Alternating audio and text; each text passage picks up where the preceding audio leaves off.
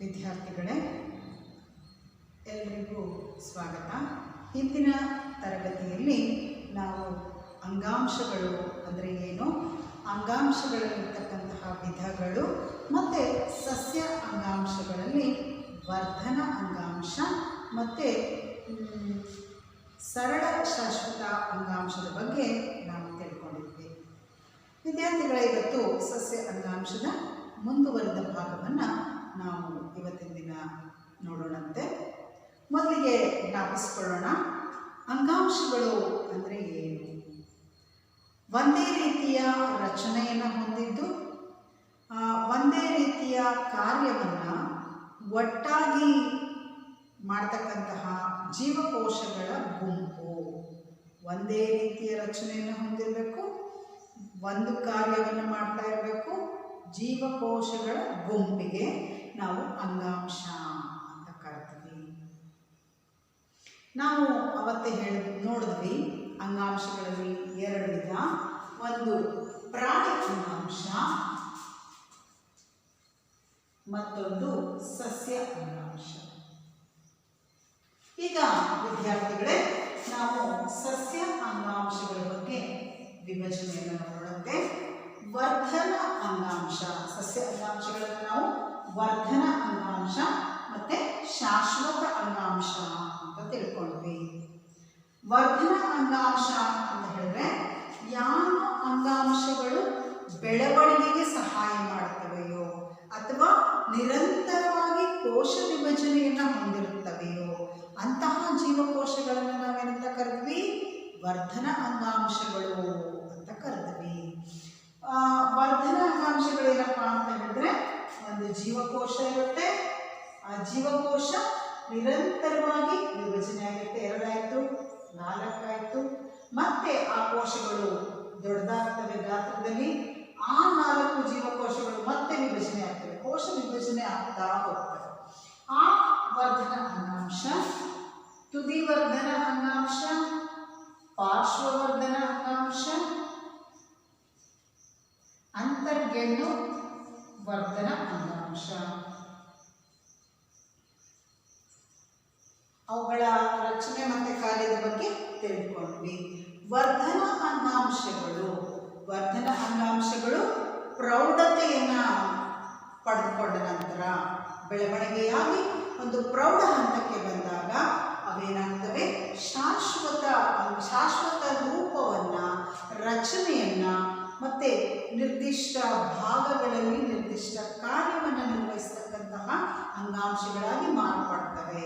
ಅವುಗಳನ್ನು ನಾವೇನಂತ ಕರೆದ್ವಿ, ಶಾಶ್ವತ ಅಂಗಾಂಶಗಳು ಅಂತ ಕರೆದ್ವಿ. ಆ ಶಾಶ್ವತ ಅಂಗಾಂಶಗಳಲ್ಲಿ 2 ಗುಂಪುಗಳಿದ್ದಾವೆ. ಒಂದು ಸರಳ ಶಾಶ್ವತ ಅಂಗಾಂಶ, ಇನ್ನೊಂದು ಸಂಕೀರ್ಣ ಶಾಶ್ವತ ಅಂಗಾಂಶ. ಈಗ ಆ ದಿನ ನಾವು ಒಂದೇ ರೀತಿಯ ರಚನೆಯನ್ನು ಹೊಂದಿರತಕ್ಕಂತಹ ಜೀವಕೋಶಗಳ ಗುಂಪನ್ನು ಮತ್ತು ಆ ಜೀವಕೋಶಗಳು ಸರಳವಾದಂತಹ ರಚನೆಯನ್ನು ಹೊಂದಿದ್ವು. ಆ ಎಲ್ಲ ಜೀವಕೋಶಗಳು ಸಹ ಒಂದೇ ರೀತಿಯ ರಚನೆಯನ್ನು ಹೊಂದಿದ್ವು. ಅಂತಹ ಜೀವಕೋಶಗಳನ್ನು ನಾವೇನಂತ ಕರೆದ್ವಿ, ಸರಳ ಶಾಶ್ವತ ಅಂಗಾಂಶಗಳು ಅಂತ ಕರೆದ್ವಿ. ಆ ಸರಳ ಶಾಶ್ವತ ಅಂಗಾಂಶಗಳಲ್ಲಿ 3 ವಿಧ: ಪೇರೆಂಕೈಮ, ಸ್ಕ್ಲೆರೆಂಕೈಮ, ಕೋಲೆಂಕೈಮ. ಅವುಗಳ ರಚನೆ ಮತ್ತು ಕಾರ್ಯವನ್ನು ತಿಳ್ಕೊಂಡ್ವಿ. ನಂತರ ಶಾಶ್ವತ ಅಂಗಾಂಶಗಳ ಇನ್ನೊಂದು ಗುಂಪಾಗಿರ್ತಕ್ಕಂತಹ ಸಂಕೀರ್ಣ ಶಾಶ್ವತ ಅಂಗಾಂಶ. ಸಂಕೀರ್ಣ ಶಾಶ್ವತ ಅಂಗಾಂಶಗಳ ಬಗ್ಗೆ ನಾವೀಗ ತಿಳ್ಕೊಳ್ಳೋಣ. ಸಂಕೀರ್ಣ ಶಾಶ್ವತ ಅಂಗಾಂಶಗಳನ್ನು ಮತ್ತೆ 2 ಗುಂಪು ಮಾಡಿದ್ದೀವಿ, ಝೈಲಮ್ ಮತ್ತು ಫ್ಲೋಯಮ್. ವಿದ್ಯಾರ್ಥಿಗಳೇ, ಉಚ್ಚಾರಣೆಯನ್ನು ಗಮನಿಸ್ರಿ. ಝೈಲಮ್ ಮತ್ತು ಫ್ಲೋಯಮ್ ಇವೆರಡು ಹೊಸ ಪದಗಳನ್ನು ಗಮನಿಸಬೇಕು, ಉಚ್ಚಾರಣೆಯನ್ನು ನೆನಪಿಟ್ಕೋಬೇಕು, ಬರೆಯುವ ವಿಧಾನವನ್ನು ನೀವು ತಿಳ್ಕೊಳ್ಬೇಕು. ಇವೆರಡು ಕೂಡ ಹೊಸ ಪದಗಳು. ಸಂಕೀರ್ಣ ಶಾಶ್ವತ ಅಂಗಾಂಶ ಒಂದಕ್ಕಿಂತ ಹೆಚ್ಚು ರೀತಿಯ ಜೀವಕೋಶಗಳನ್ನು, ಒಂದಕ್ಕಿಂತ ಹೆಚ್ಚು ವಿಧದ ಅಥವಾ ರೀತಿಯ ಜೀವಕೋಶಗಳನ್ನು ಹೊಂದಿದ್ದು ಆ ಎಲ್ಲ ರೀತಿಯ ಜೀವಕೋಶಗಳು ಏನು ಮಾಡ್ತವೆ, ಒಂದು ಕಾರ್ಯವನ್ನು ಮಾಡ್ತವೆ. ಒಂದಕ್ಕೊಂದು ಹೊಂದಾಣಿಕೆಯನ್ನು ಮಾಡಿಕೊಂಡು ಸಮನ್ವಯವನ್ನು ಸಾಧಿಸಿಕೊಂಡು ಒಂದು ಕಾರ್ಯವನ್ನು ಮಾಡ್ತಕ್ಕಂತಹ ಜೀವಕೋಶಗಳ ಗುಂಪಿಗೆ ನಾವೇನಂತ ಕರಿತೀವಿ, ಅದನ್ನ ಸಂಕೀರ್ಣ ಶಾಶ್ವತ ಅಂಗಾಂಶ ಅಂತ ಕರಿತೀವಿ.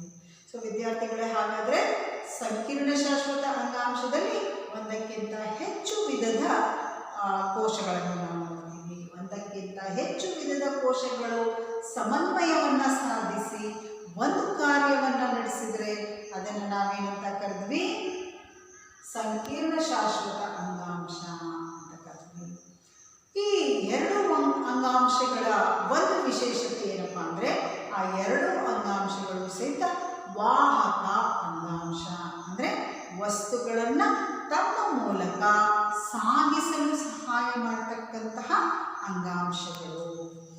ಈ ವಾಹಕ ಅಂಗಾಂಶ ಝೈಲಮ್ ನೀರನ್ನು ತನ್ನ ಮೂಲಕ ಸಾಗಿಸಿದರೆ, ಫ್ಲೋಯಮ್ ಆಹಾರವನ್ನು ತನ್ನ ಮೂಲಕ ಬೇರೆಯ ಭಾಗಗಳಿಗೆ ಕಳಿಸ್ಕೊಡುತ್ತೆ. ಎರಡು ಅಂಗಾಂಶಗಳು ಸೇರಿಬಿಟ್ಟು ನಾಳಕೂರ್ಚಗಳನ್ನು ಇವು ಉಂಟು ಮಾಡುತ್ತವೆ. ನಾಳಕೂರ್ಚಗಳನ್ನು ಎಲ್ಲಿ ಕಾಣಬಹುದು ಅಂದರೆ, ಆ ಎರಡು ಅಂಗಾಂಶಗಳು ಸಹಿತ ಬೇರು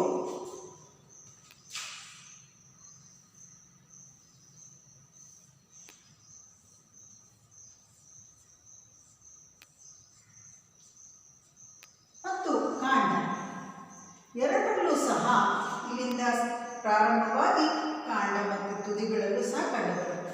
ಇವುಗಳ ಒಂದು ಅಡ್ಡ ಸೀಳಿಕೆಯನ್ನು ನೋಡಿದಾಗ ಮತ್ತು ಉದ್ದ ಸೀಳಿಕೆಯನ್ನು ನೋಡಿದಾಗ ನಾವೇನು ಮಾಡ್ಬೋದು, ಆ ಅಂಗಾಂಶಗಳು ಕಾಂಡಗಳ ಬೇರು ಮತ್ತು ಕಾಂಡ ಎರಡರಲ್ಲೂ ಸಹ ಗುಂಪು ಗುಂಪಾಗಿ ಕಂಡುಬರ್ತವೆ.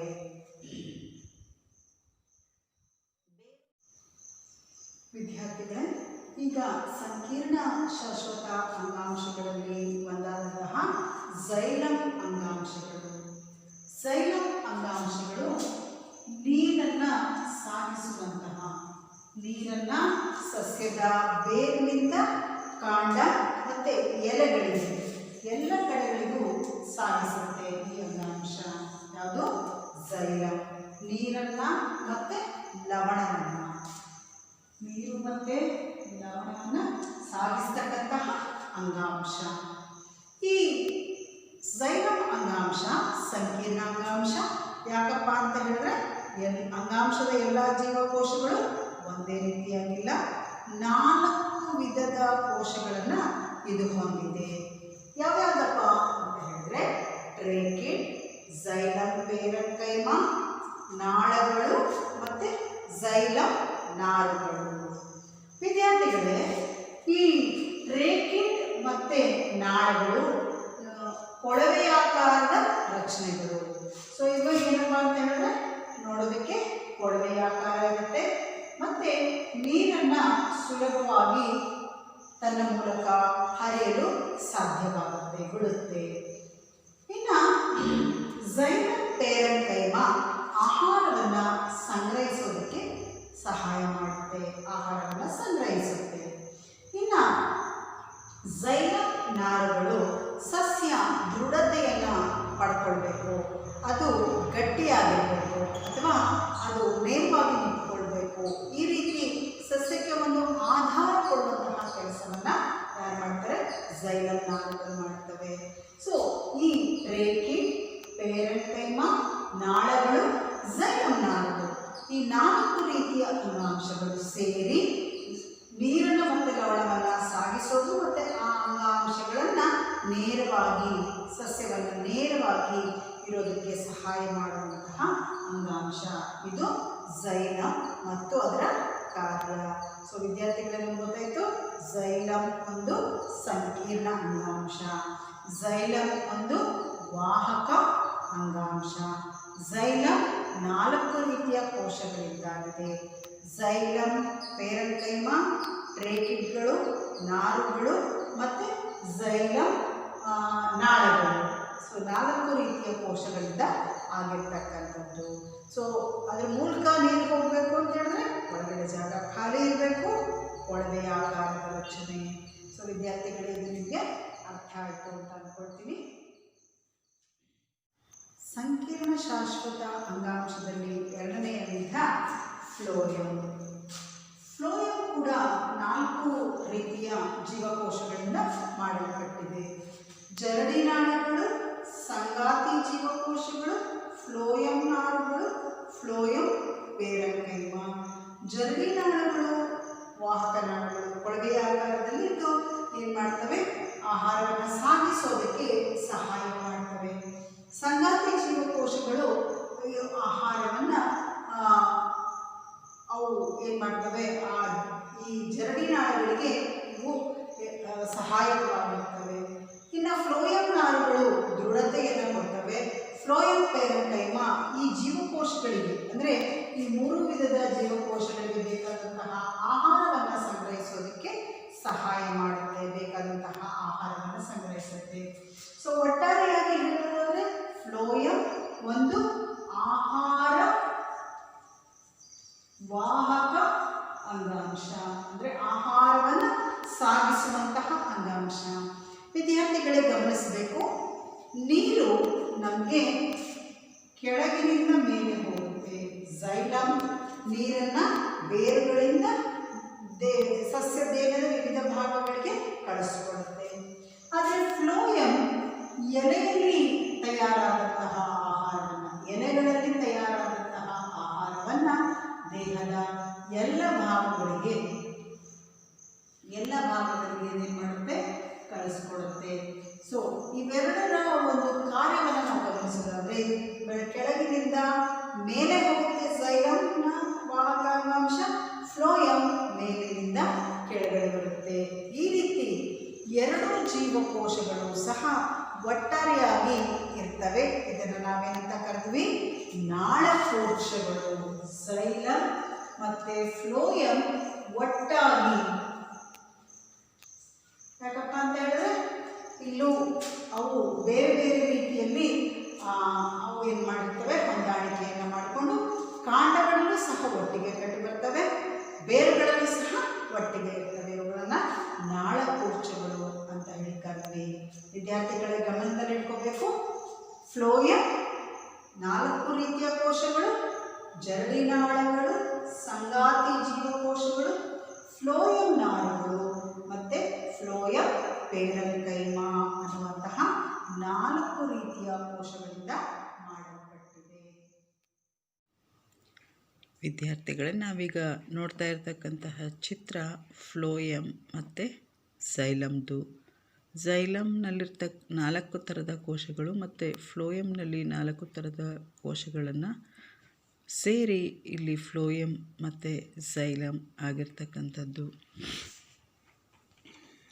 ಇಲ್ಲಿ ನಾವು ಝೈಲಮ್ನ ಕೋಶಗಳಾದಂತಹ ಮೊದಲನೇ ಚಿತ್ರ, ಎ ಚಿತ್ರ, ಟ್ರೇಕಿಡ್, ಬಿ ನಾಳಗಳು, ಸಿ ಝೈಲಮ್ ಪೇರೆನ್ಕೈಮ. ನೀವಿಲ್ಲಿ ರಂಧ್ರಗಳನ್ನು ಕಾಣ್ತಾ ಇದ್ದೀರಾ. ಆ ರಂಧ್ರಗಳ ಮೂಲಕ ನೀರು ಹಾದು ಹೋಗುತ್ತೆ. ಇದು ಫ್ಲೋಯಂನ ಅಡ್ಡಸೀಳಿಕೆಯ ಒಂದು ಚಿತ್ರ. ಅಲ್ಲಿ ಜರಡಿ ತಟ್ಟೆ, ಜರಡಿ ನಾಳ, ಫ್ಲೋಯಂ ಪೇರೆನ್ಕೈಮ ಮತ್ತು ಸಂಗಾತಿ ಜೀವಕೋಶಗಳು ಸೇರಿ ಫ್ಲೋಯಂ ಅಂಗಾಂಶ ಆಗಿರ್ತಕ್ಕಂಥದ್ದನ್ನು ನಾವು ನೋಡ್ತಾ ಇದ್ದೀವಿ. ವಿದ್ಯಾರ್ಥಿಗಳ ಪ್ರಾಣಿ ಅಂಗಾಂಶಗಳ ಬಗ್ಗೆ ನೋಡೋಣ. ಪ್ರಾಣಿಗಳನ್ನು ನಾವು ನೋಡೋದಾದರೆ ಬಹುಕೋಶೀಯ ಪ್ರಾಣಿಗಳನ್ನು ಗಮನಕ್ಕೆ ತೆಗೆದುಕೊಳ್ಳೋಣ. ಯಾಕೆಂತ ಹೇಳಿದ್ರೆ ಏಕಕೋಶೀಯ ಪ್ರಾಣಿಗಳಲ್ಲಿ ಎಲ್ಲ ಕೆಲಸಗಳು ಒಂದೇ ಕೋಶದಿಂದ ನಡೆಯೋದ್ರಿಂದ ಅಲ್ಲಿ ಅಂಗಾಂಶದ ವಿಚಾರ ಬರೋದಿಲ್ಲ. ನಾವೀಗ ಪ್ರಾಣಿಗಳು ಅಂದರೆ ಬಹುಕೋಶೀಯ ಪ್ರಾಣಿಗಳನ್ನು ಗಮನಿಸೋಣ. ಬಹುಕೋಶೀಯ ಪ್ರಾಣಿಗಳು ಅಂತ ಹೇಳಿದ್ರೆ ಅವುಗಳಿಗೆ ಮುಖ್ಯವಾಗಿ ಚಲನೆ ಇರುತ್ತೆ. ವಿದ್ಯಾರ್ಥಿಗಳೇ, ಸಸ್ಯಗಳು ಬೇರಿನ ಸಹಾಯದಿಂದ ಮಣ್ಣಿಗೆ ಅಂಟಿಕೊಂಡು ಒಂದೇ ಜಾಗದಲ್ಲಿ ಸ್ಥಿರವಾಗಿರ್ತವೆ. ಆದರೆ ಪ್ರಾಣಿಗಳು ಒಂದು ಸ್ಥಳದಿಂದ ಇನ್ನೊಂದು ಸ್ಥಳಕ್ಕೆ ಪ್ರಾಣಿಗಳಲ್ಲಿ ಏನಾಗುತ್ತೆ ಅಂತ ಹೇಳಿದ್ರೆ ಅವುಗಳಲ್ಲಿ ಕಂಡು ಬರತಕ್ಕಂತಹ ಒಂದು ಅಂಗಾಂಶಗಳು ಮತ್ತು ಅವುಗಳ ಕಾರ್ಯಗಳು ವಿಭಿನ್ನವಾಗಿರ್ತವೆ ಮತ್ತು ಅವು ಸಂಕೀರ್ಣವಾಗಿರ್ತವೆ ಅಂತಲೇ ಹೇಳ್ಬೋದು. ಈಗ ಪ್ರಾಣಿಗಳಲ್ಲಿ ಎಷ್ಟು ರೀತಿಯ ಅಂಗಾಂಶಗಳಿದ್ದಾವೆ ಮತ್ತು ಅವುಗಳು ಹೇಗಿದ್ದಾವೆ ಅನ್ನೋದನ್ನು ನಾವೀಗ ತಿಳ್ಕೊಳ್ತೀವಿ. ಪ್ರಾಣಿಗಳ ದೇಹದ ಒಳಗಡೆ ಕಂಡು ಬರ್ತಕ್ಕಂತಹ ಅಂಗಾಂಶಗಳನ್ನು ನಾವು ಪ್ರಾಣಿ ಅಂಗಾಂಶಗಳು ಅಂತ ಕರಿತೀವಿ. ಪ್ರಾಣಿ ಅಂಗಾಂಶಗಳಲ್ಲಿ ಮುಖ್ಯವಾಗಿ 4 ಗುಂಪುಗಳಿದ್ದಾವೆ. ಅನುಲೇಪಕ ಅಂಗಾಂಶ, ಸಂಯೋಜಕ ಅಂಗಾಂಶ, ಸ್ನಾಯು ಅಂಗಾಂಶ ಮತ್ತು ನರ ಅಂಗಾಂಶ. ವಿದ್ಯಾರ್ಥಿಗಳೇ, ನೀವೆಲ್ಲ ಗಮನಿಸಿದ್ದೀರಾ, ನಾವು ದಿನನಿತ್ಯ ಉಸಿರಾಡ್ತೀವಿ, ಆಮೇಲೆ ಒಂದು ಕಡೆಯಿಂದ ಇನ್ನೊಂದು ಕಡೆಗೆ ಚಲಿಸ್ತೀವಿ. ಪ್ರಾಣಿಗಳು ಸಂತಾನಾಭಿವೃದ್ಧಿ ಮಾಡ್ತವೆ, ಸಂತಾನಾಭಿವೃದ್ಧಿಗೋಸ್ಕರ ಒಂದು ಕಡೆಯಿಂದ ಇನ್ನೊಂದು ಕಡೆಗೆ ಚಲಿಸ್ತಾ ಇರ್ತವೆ. ವಿದ್ಯಾರ್ಥಿಗಳೇ, ಮೂಗಿನಿಂದ ಅಥವಾ ಅವುಗಳ ಒಂದು ಉಸಿರಾಟದ ಕ್ರಿಯೆಯಿಂದ ತೆಗೆದುಕೊಂಡಂತಹ ಆಮ್ಲಜನಕ ದೇಹದ ಎಲ್ಲ ಭಾಗಗಳಿಗೂ ತಲುಪಬೇಕು. ಈ ರೀತಿ ತಲುಪೋದಕ್ಕೆ ಅವುಗಳಿಗೆ ಅಂಗಾಂಶಗಳು ಬೇಕು. ಅದೇ ರೀತಿಯಾಗಿ ಚಲನೆಯನ್ನು ಕಾಣ್ತೀವಿ. ಪ್ರಾಣಿಗಳು ಒಂದು ಕಡೆಯಿಂದ ಇನ್ನೊಂದು ಕಡೆಗೆ ಚಲಿಸ್ತಾ ಇರ್ತವೆ. ಈ ಚಲನೆಗೆ ಏನು ಬೇಕು ಅಂತ ಹೇಳಿದ್ರೆ ಸ್ನಾಯುಗಳು ಬೇಕು. ಸೊ ಇದಕ್ಕೆ ಸಹಾಯ ಮಾಡ್ತಕ್ಕಂತಹ ಅಂಗಾಂಶ ಸ್ನಾಯು ಅಂಗಾಂಶ. ಇನ್ನು ನಮಗೆಲ್ಲ ಗೊತ್ತು, ಪ್ರತಿಯೊಂದು ಕೋಶಕ್ಕೂ ಕೂಡ ಆಮ್ಲಜನಕ ಬೇಕು ಮತ್ತು ಪ್ರತಿಯೊಂದು ಕೋಶಕ್ಕೂ ಕೂಡ ಶಕ್ತಿ ಬೇಕು ಕೆಲಸವನ್ನು ಕಾರ್ಯವನ್ನು ನಿರ್ವಹಣೆ ಮಾಡೋದಕ್ಕೆ. ಸೊ ಆಮ್ಲಜನಕ ಮತ್ತು ಆಹಾರ ಎಲ್ಲ ಕೋಶಗಳಿಗೂ ಸಾಗಿಸಬೇಕು. ಇದನ್ನು ಮಾಡ್ತಕ್ಕಂತಹ ಕೆಲಸ ಯಾರು ಮಾಡ್ತಾರೆ? ಸಂಯೋಜಕ ಅಂಗಾಂಶ ಮಾಡುತ್ತೆ. ಇನ್ನು ಹೊರಗಡೆ ಇರ್ತಕ್ಕಂತಹ ಒಂದು ಪ್ಯಾಕೇಜ್, ಹೊರಗಿನ ಅಂಗದ ಒಳಗಡೆ ಇದೆ ಮತ್ತು ಹೊರಗಡೆ ಇರತಕ್ಕಂತಹ ಭಾಗವನ್ನು ರಕ್ಷಿಸುವಂತಹ ಕೆಲಸ ನಾವು ನೋಡೋಣ.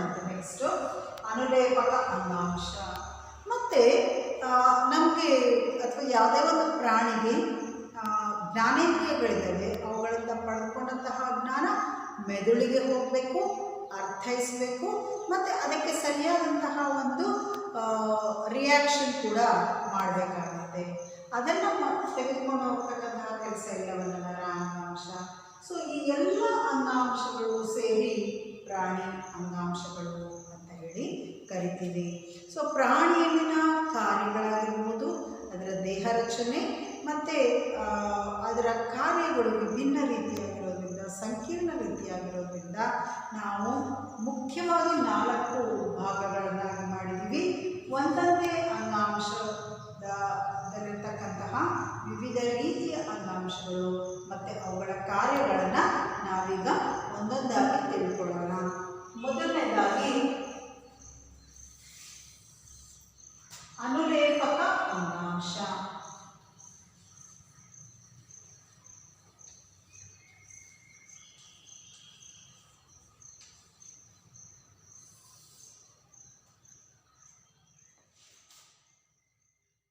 ಅನುಲೇಪಕ ಅಂಗಾಂಶ ಅಂತ ಹೇಳಿದ್ರೆ ಅದು ದೇಹವನ್ನು ಆವರಿಸಿರ್ತಕ್ಕಂತಹ ಅಂಗಾಂಶ, ಎಲ್ಲ ಅಂಗಗಳನ್ನು ಆವರಿಸಿರ್ತಕ್ಕಂತಹ ಅಂಗಾಂಶ.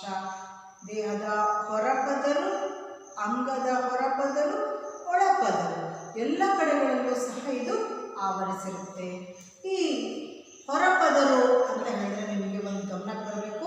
ನಾವು ಯಾವುದೇ ಒಂದು ಬುಕ್ಕಿಗೆ ಬೈಂಡ್ ಹಾಕ್ತಿದ್ದೀವಿ ಅಥವಾ ಕವರ್ ಹಾಕ್ತಿದ್ದೀವಿ ಅಂತ ಹೇಳಿದ್ರೆ ಅದನ್ನು ಪುಸ್ತಕವನ್ನು ರಕ್ಷಣೆ ಮಾಡ್ತಕ್ಕಂಥದ್ದು ನಮ್ಮ ಮುಖ್ಯ ಉದ್ದೇಶ. ಅದೇ ರೀತಿಯಾಗಿ ಅನುಲೇಪಕ ಅಂಗಾಂಶ ರಕ್ಷಣಾತ್ಮಕ ಅಂಗಾಂಶ ಅಂತ ಹೇಳಿ ಕರಿತೀವಿ. ನೆಕ್ಸ್ಟು ಇದು ಕುಹರಗಳಿಗೆ ಹೊದಿಕೆಯಾಗಿದೆ. ನಾನು ಹೇಳಿದೆ ಉಪ್ಪು ತಗ್ಗು ಏನಾದರೂ ಇದ್ದರೆ ಅದನ್ನು ಮುಚ್ಚುವಂತಹ ಕೆಲಸ, ಈ ಎಲ್ಲ ಉಬ್ಬು ತಗ್ಗುಗಳನ್ನು ಮುಚ್ಚಿಬಿಡತಕ್ಕಂತಹ ಕೆಲಸವನ್ನು ಯಾರು ಮಾಡ್ತಾರೆ? ಈ ಅನುಲೇಪಕ ಅಂಗಾಂಶ ಮಾಡುತ್ತೆ. ಕುಹರಗಳಿಗೆ ಹೊದಿಕೆಯಾಗಿದೆ. ಆಮೇಲೆ ಜೀವಕೋಶಗಳು ಏನೇನಾಗಿದ್ದಾವಪ್ಪ ಅಂತ ಹೇಳಿದ್ರೆ ಒತ್ತೊತ್ತಾಗಿದ್ದಾವೆ ಅಂತ ಹೇಳ್ಬೋದು. ಜೀವಕೋಶಗಳು ಒತ್ತೊತ್ತಾಗಿ ಇದ್ದಾವೆ, ಹತ್ರ ಇದ್ದಾವೆ. ಅನೇಕ ಪದರಗಳಿಂದ ಈ ಜೀವಕೋಶ ಆಗಿದೆ ಅಂತ ಹೇಳಿ ಕರಿತೀವಿ.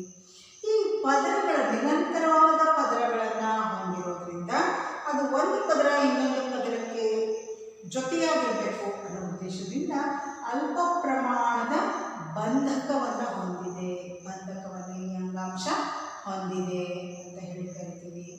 ನೆಕ್ಸ್ಟು ಈಗ ಅದು ಹೊದಿಕೆ ಆಗಿದೆ ಅಂತ ಹೇಳಿದ್ರೆ ಹೊರಗಡೆ ಭಾಗ ಇದೆ ಅಂತ ಹೇಳಿದ್ರೆ ಇಲ್ಲಿ ದೇಹದಿಂದ ಹೊರಗಡೆ ಹೋಗತಕ್ಕಂತಹ ಮತ್ತು ದೇಹಕ್ಕೆ ಒಳ ಬರ್ತಕ್ಕಂತಹ ವಸ್ತುಗಳನ್ನು ಇದು ನಿಯಂತ್ರಣ ಮಾಡುತ್ತೆ. ವಾಚ್ಮನ್ನು ಗೇಟ್ನಲ್ಲಿ ನಿಂತ್ಕೊಂಡ್ಬಿಟ್ಟು ಯಾವ ರೀತಿ ಅದು ಹೊರಗಡೆಯವ್ರನ್ನ ಯಾರು ಅಂತ ಪ್ರಶ್ನೆ ಮಾಡ್ತಾನೆ, ಒಳಗಡೆ ಹೋಗೋರನ್ನ ಯಾಕೆ ಅಂತ ಪ್ರಶ್ನೆ ಮಾಡ್ತಾನೆ. ಹೀಗೆ ಅವನೇನು ಮಾಡ್ತಾನೆ, ಹೊರಗಡೆ ಹೋಗುವ ಯಾವುದೇ ಒಂದು ಬಿಲ್ಡಿಂಗ್ನ ಒಳಗಡೆ ಬಂದು ಹೊರಗಡೆ ಹೋಗ್ತಕ್ಕಂತಹ ಜನರನ್ನು ನಿಯಂತ್ರಣ ಮಾಡೋದು ಯಾರು? ಒಬ್ಬ ವಾಚ್ಮನ್. ಅದೇ ರೀತಿಯಾಗಿ ಇಲ್ಲಿ ವಸ್ತುಗಳನ್ನು ದೇಹದಿಂದ ಹೊರಗಡೆ ಹೋಗ್ತಕ್ಕಂಥ ವಸ್ತುಗಳನ್ನು ಮತ್ತು ಒಳಗಡೆ ಬರ್ತಕ್ಕಂಥ ವಸ್ತುಗಳನ್ನು ನಿಯಂತ್ರಣ ಮಾಡೋರು ಯಾರು? ಈ ಅನುಲೇಪಕ ಅಂಗಾಂಶ. ಇಲ್ಲಿ ಅನುಲೇಪಕ ಅಂಗಾಂಶ ನಾನು ಹೇಳಿದೆ ಹೊದಿಕೆ ಆಗಿದೆ, ಮೇಲ್ಪದರದಲ್ಲಿದೆ. ಸೊ ಮೇಲ್ಪದರದಿಂದ ಈ ಕೆಳಪದರದಲ್ಲಿರ್ತಕ್ಕಂತಹ ಅಂಗಾಂಶಗಳನ್ನು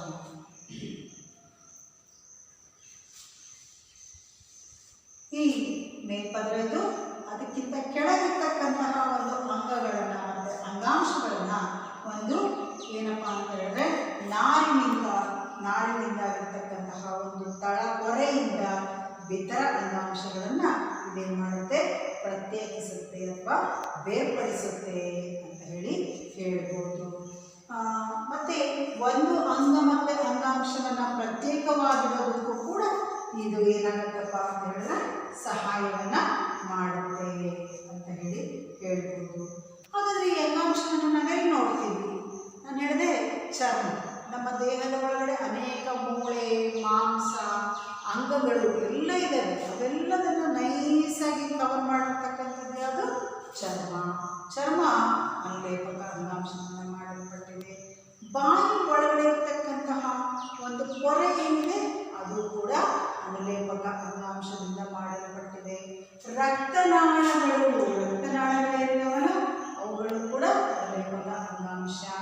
ಇನ್ನು ಗಾಳಿಯ ಗೂಡುಗಳು, ಈ ಗಾಳಿಯ ಗೂಡುಗಳು ಏನಿದೆ ಅಲ್ಲೂ ಕೂಡ ಒಳಗಡೆ ಹೋಗಬೇಕು ವಸ್ತು, ಅನಿಲ ಹೊರಗಡೆ ಬರಬೇಕು. ಈ ಗಾಳಿಯ ಗೂಡನ್ನು ಕೂಡ ಯಾವುದರಿಂದ ಮಾಡಲ್ಪಟ್ಟಿದೆ? ಅನುಲೇಪಕ ಅಂಗಾಂಶದಿಂದ ಮಾಡಲ್ಪಟ್ಟಿದೆ. ಇನ್ನು ಮೂತ್ರಪಿಂಡಗಳು, ಒಟ್ಟಾರೆಯಾಗಿ ಹೇಳಿದ್ರೆ ಎಲ್ಲ ಅಂಗಗಳು ಸಹಿತ ಇವುಗಳ ಒಂದು ಅನುಲೇಪಕ ಅಂಗಾಂಶದಿಂದ ಸುತ್ತುವರಿಯಲ್ಪಟ್ಟಿವೆ ಅಂತ ಹೇಳಿ. ಚಪ್ಪಟೆ ಅನುಲೇಪಕ ಅಂಗಾಂಶ. ವಿದ್ಯಾರ್ಥಿಗಳೇ, ಅನುಲೇಪಕ ಅಂಗಾಂಶ ಅವುಗಳ ಕಾರ್ಯಗಳಿಗೆ ಅನುಗುಣವಾಗಿ ಬೇರೆ ಬೇರೆಯ ಆಕಾರವನ್ನು ಪಡೆದುಕೊಂಡಿದ್ದೇವೆ. ಆ ಆಕಾರವನ್ನು ಆಧರಿಸಿ ಅಥವಾ ರಚನೆಯನ್ನು ಆಧರಿಸಿ ಅವುಗಳನ್ನು ಚಪ್ಪಟೆ ಅನುಲೇಪಕ ಅಂಗಾಂಶ, ಸ್ತಂಭಾಕೃತಿ ಅನುಲೇಪಕ ಅಂಗಾಂಶ, ಕಷಾಂಗ ಸಹಿತ ಅನುಲೇಪಕ ಅಂಗಾಂಶ, ಘನಾಕೃತಿ ಅನುಲೇಪಕ ಅಂಗಾಂಶ.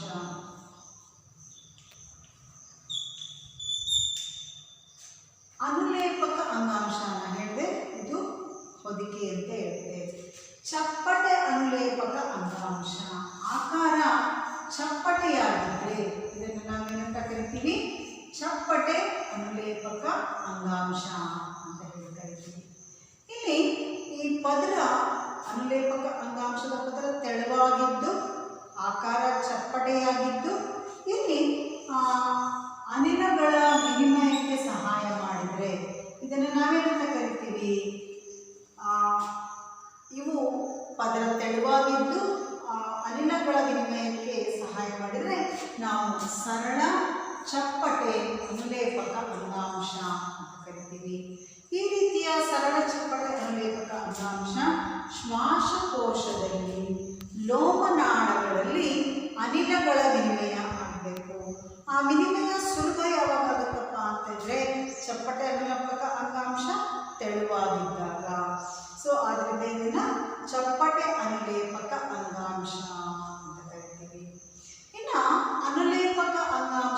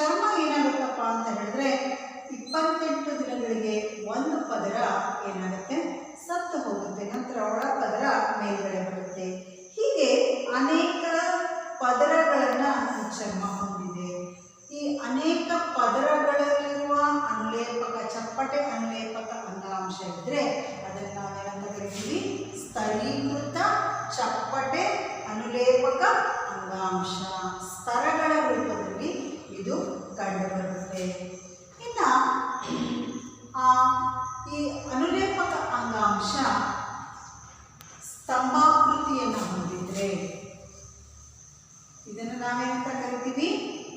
ಸ್ತಂಭಾಕೃತಿ ಅನುಲೇಪಕ ಅಂಗಾಂಶ ಅಂತ ಕರಿತೀವಿ. ಸೊ ಇದು ಸ್ತಂಭಾಕೃತಿಯಾಗಿದ್ದರೆ